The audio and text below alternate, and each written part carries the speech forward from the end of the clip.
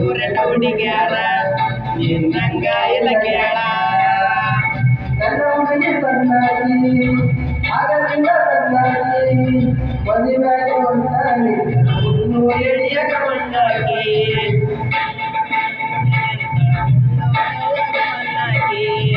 ಮನೆಯವರ ಮಾತಿ ಒಪ್ಪಿಗೆ ಮದುವೆ ಮನದಾಯ ಊಟ ಮಾಡಬೇಕಿದ್ದಿ